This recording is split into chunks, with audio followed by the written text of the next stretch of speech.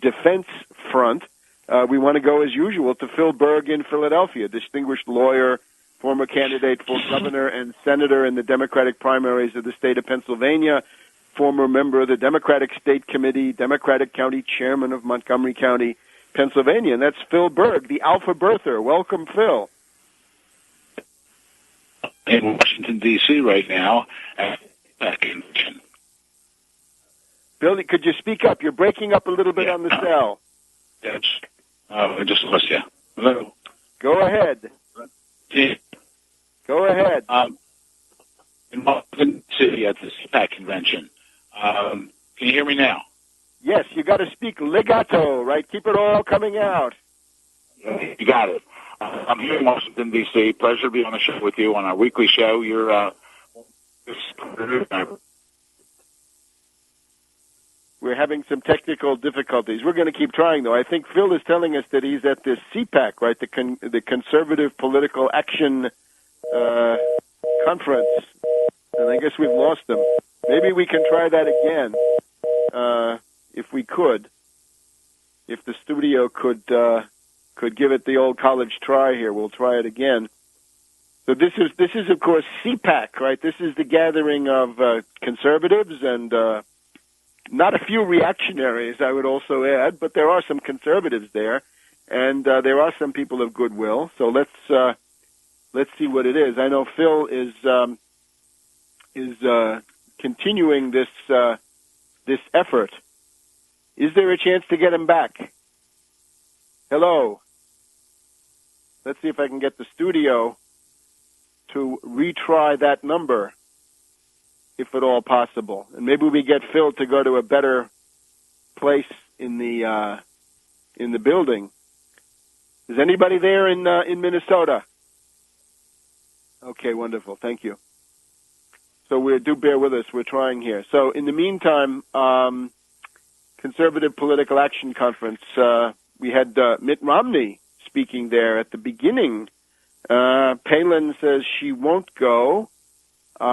We had this character Rubio, reactionary from Florida, and I will comment later in the program about how the new look Republican stealth reactionary candidate McDonnell of Virginia is taking the mask off in a chilling, horrendous attack on the education system and the health system of the state of Virginia, which is not that great to begin with.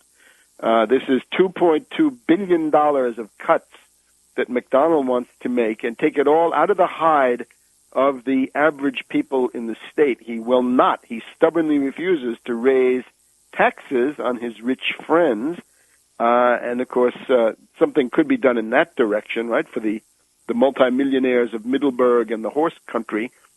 But rather, he wants to take $750 million out of public education and another $250 million out of the healthcare system. He wants to increase the requirements for Medicaid. And right now, you have to have one foot in the grave in Virginia to get on Medicaid.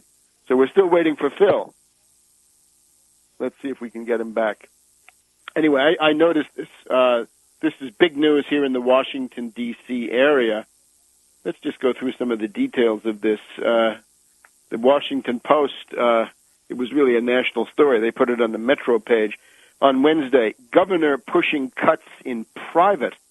$1 billion to be taken out of health and schools. To combat deficit, McDonnell calls for leaner services. Now, McDonnell's an important guy because this is the model for the Scott Brown, right? When Mitt Romney sponsored the Scott Brown candidacy in Massachusetts, he modeled it on Governor Robert F. McDonnell of Virginia. And the idea is you're a reactionary, but you don't tell how reactionary you are. You make some gestures in the direction of the Tea Party, enough to dupe them, but basically you try to be a sunny optimist, and kind of moderation is the keynote. But now we see the content of the moderation. $730 million will be gouged out of K through 12 education.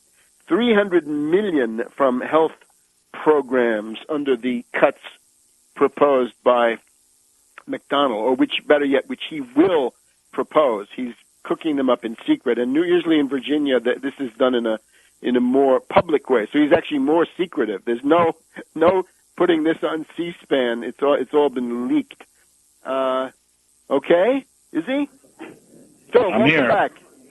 Okay, now can you hear me? Before. Yes, go ahead. Start from the beginning. I'm on a landline now. I'm in Washington, D.C. at the CPAC convention. Great. And getting an excellent response from a number of people. I just did a 15-minute interview with the John Birch Society. Great. We're trying hard here, and our biggest news now, I'm glad you mentioned the fact that I think I'll take credit for it, my press release regarding the birth certificate march on Washington was the day before the National Prayer Breakfast, and that's when Obama mentioned about his citizenship. So I think we're making inroads. I think we're getting to him. Also, the past 3 days, Glenn Beck has mentioned my name, put my picture up on his blackboard, and he's making some statements I don't appreciate, but I hope to confront him tomorrow. He's the keynote speaker here on Saturday. Well, did he spell your name right? I'm going to challenge him to be on an on-air debate. He'll probably turn me down. But more important, we're getting a fabulous response to our birth certificate march on Washington. We don't have a date for it yet. It's going to be at the end of May, beginning of June, and we're really hoping that we get lots of people. We're asking people that they send us information at the present time, send us a copy of mail, fax, or email a copy of their birth certificate to us. But we plan a birth certificate march on Washington. But really, the most crucial issue right now is not that. The most crucial issue is not where he was born. That's argument's sake. But if you go on the Internet, they're fighting about that. But then we present the issue of the fact of him being an Indonesian citizen. Obama became a citizen of Indonesia, and it's our belief that he still is. Again, I said before, he's a phony, he's a fraud, he's the biggest hoax. It's hard to refute this because in his book he refers to the fact that his stepfather, Lolo Soetoro, went back to Indonesia before his mother and he. And when he got there, he immediately went to school. Well, Indonesia was at war. The only ones who could go to school was those people that were considered a natural of Indonesia. And he was either adopted or acknowledged by his stepfather. He mentions my stepfather. He went to school there. We have a copy of his school record on the website. And my website is obamacrimes.com, and he's on there. We ask that everyone go to obamacrimes.com and really take a look at it and send us a contribution. Also, send us a copy of your birth certificate. And more important, send it to everyone you know. Spread the word around that we're there. I really believe the courts are taking their time. But can you imagine a